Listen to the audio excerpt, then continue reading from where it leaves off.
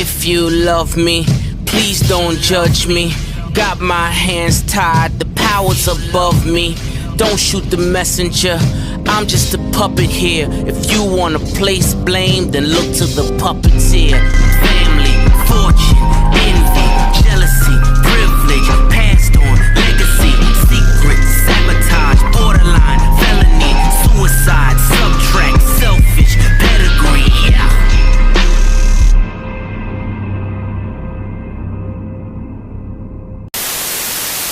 How's it going, everybody? It's C-RadTV back here in another video. So, of course, it's time to continue on the What If NASCAR Had the F1 Points Format series. So, the last time in this series, we wrapped up the Mexico Series side of What If branch as quickly as it began. By looking at the Mexico Series in the 2010s, there weren't quite a few things would have changed in the F1 and in Mexico Series with the F1 Points format. And in this part, we're going to jump ahead across the pond and take a look at the NASCAR Whelen Euro Series. And the one and only part we're going to cover the series in. And look at the Euro Series from 2012 to 2019 to almost present day to see what would have changed and what would have stayed the same under the F1 Points format.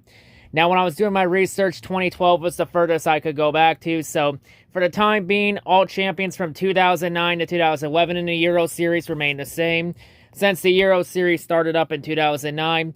And in this part, we're only covering Euro 1, the main division. We're not covering Euro 2 or any of that. We're just going to cover the main division, and that's it. So, just the main division. So, yeah, we're going to look at the Euro Series to see what would have changed and what would have stayed the same if they used the F1 Points format. Now, if anyone's wondering, the Euro Series, it's a NASCAR series that does races all across Europe. They do races in places like England, like Italy, like France, Germany, Belgium. Pretty much every European country you can name of that has a really historic track, you name it. They do races there.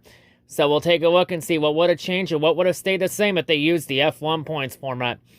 And real quick before I begin, make sure you all check out the official NASCAR with F1 Points Twitter and Instagram pages for exclusive NASCAR at F1 Points content. I always post new content there daily, so if you want to go check those out, make sure you go for it. But yeah, anyway, of course, continuing on the screen, of course, is the F1 Points format, which is the current today's F1 Points format. And we're not going to be doing the fastest lap bonus point because NASCAR does a terrible job of keeping track of it, and it's just a massive pain in the ass. And we're not doing double points for 2014 because double points is a stupid gimmick that manufactures drama, and I'm not doing gimmicks for it. So, yeah. And before we continue on, let me once again stress out that this is just a hypothetical scenario. I know everyone would have raced differently had they used the F1 Points format. This is just for fun. So now with that out of the way, let's go ahead and let's jump right into it. So for the 2012 season, it would have been a three-man battle for the championship between Ander Villarino, Roman Thiven, and Javier Villa. Those three were the class of the field all year in terms of speed and consistency. In the end, though, Roman Thiven and Javier Villa would all fail to be consistent in key moments of the season when it mattered the most, and Ander Villarino would take full advantage of a pole late in the year, and Ander Villarino would lock up the championship with 2 races remaining in the season. So Ander Villarino would still win the 2012 Euro Series championship under this format.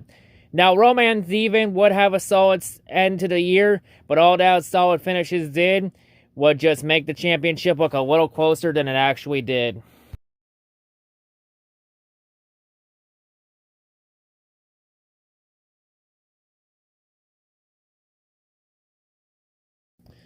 So for the 2013 season, it would be a three-man battle for the championship between Ander Villarino, Frederick Gabillen, and Jan Zimmer.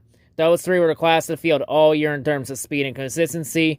In the end, though, Jan Zimmer would fail to be consistent in key moments of the season when it mattered the most, and he'd be eliminated with around 2 races to go in the year. So in the end, the championship will go all the way down to the season finale at Le Mans, with Ander Villarino entering with a 21-point lead over Frederick Gabillen. So for Gabillen to win the championship, he would need to win the race and would need Villarino to finish 9th or worse. For Villarino, he just needed to finish 8th or better regardless of where Gabillen finishes, or if Gabillen finishes 2nd or worse to lock up the title.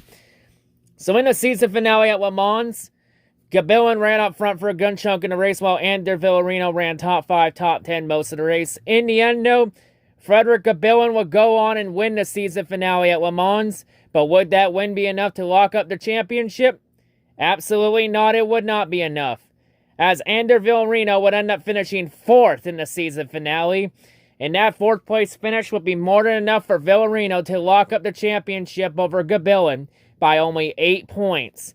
So Ander Villarino would still go to back-to-back under this format in the Euro Series in 2013.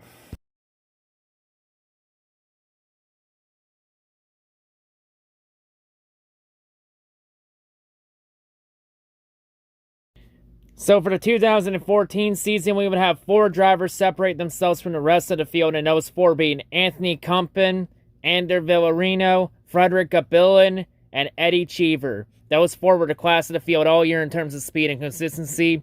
But in the end, Anthony Kumpen, Eddie Cheever, and Frederick Gabillon would all fail to be consistent in key moments of the year when it mattered the most.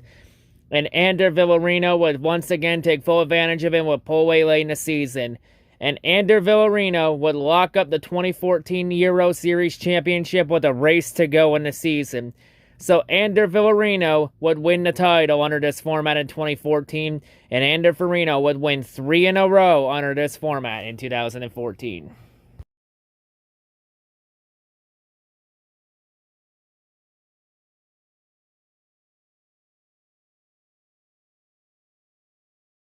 So the 2015 season, it was all about Ander Villarino, as Ander was the class of the field all year in terms of speed and consistency, and no one was on Ander Villarino's level. And Ander Villarino, under this format, would easily cruise to his 4th consecutive Euro Series championship in 2015.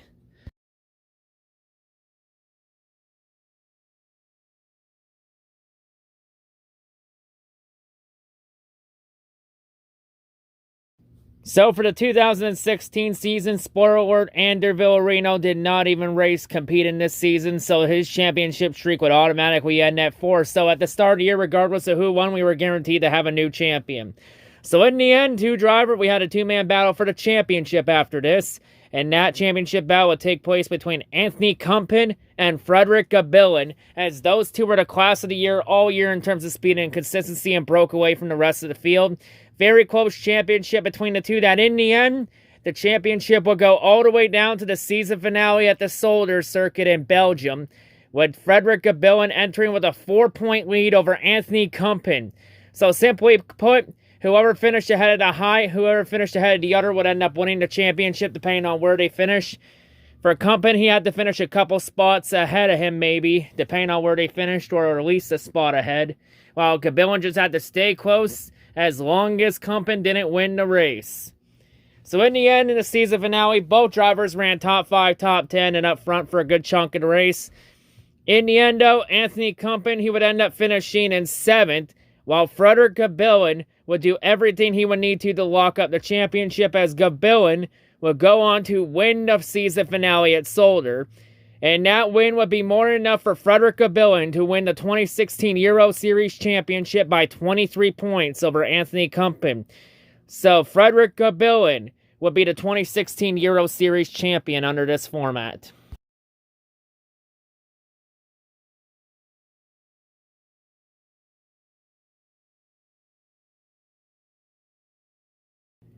So for the 2017 season, we would have a 3-man battle for the championship between Alon Day, Anthony Kumpen, and Borja Garcia, as those 3 were the class of the field all year in terms of speed and consistency. In the end, though, Anthony Kumpen and Borja Garcia would all fail to be consistent in key moments of the year when it mattered the most, and Alon Day would take full advantage of him with pole away late in the season, and Alon Day would lock up the championship with a race to go in the season. So Alon Day would still be the 2017 Euro champion under this format.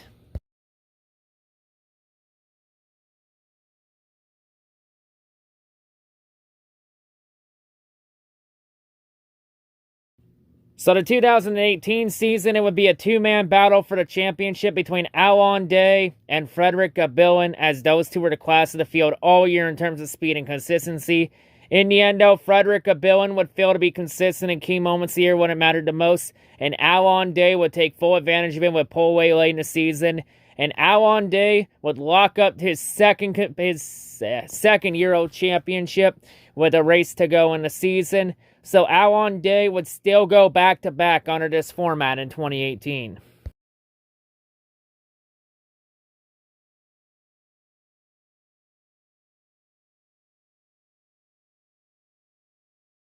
So for the 2019 season, we would have 4 drivers break away from the rest of the field, and those 4 being Loris Hezemans, Nicole Rocca, Steens Login, and Alon Day. And yes, Loris Hezemans, that's the same Loris Hezemans that's jumping over to the Cup Series in 2022 with Team Hezeberg and the Remu brothers in the Cup Series. So yeah, this is where Hezemans was famous for, folks. So anyway, those 4 were the class of the field all year in terms of speed and consistency. In the end, though, Alon Day and Nicole Rocca would all fail to be consistent in key moments of the year when it mattered the most, and they would be eliminated with a race to go in the season. So in the end, the championship will go all the way down to the season finale at the Solder Circuit in Belgium, with Loris Hezemans entering with a 24-point lead over Steens Login. So for Login to win the championship, he would need to win the race and would need Hezemans to finish outside the top 10 in 11th or worst. While Loris Hezemans, he just had to finish 10th or better, or hope Login finishes 2nd or worse to win the championship. In the season finale at Solder, Login ran up front for a majority of the race. Hezemans ran around top 10 most of the race. In the end, though, Steens Login would go on to win the race. But would that win be enough for Logins to win the championship? It would not, as Hezemans would go on and finish 6th in the season finale, and that 6th place finish would be more than enough for Hezemans to win the 2019 Euro Championship by 7 points over Steens Login. So Loris Hezemans would still be the 2019 Euro Series champion under this format.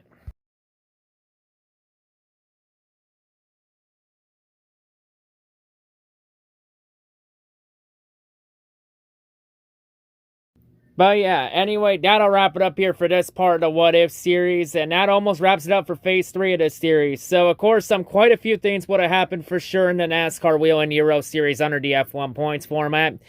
Like, as far back as we possibly could from 2012 to 2019, almost present day.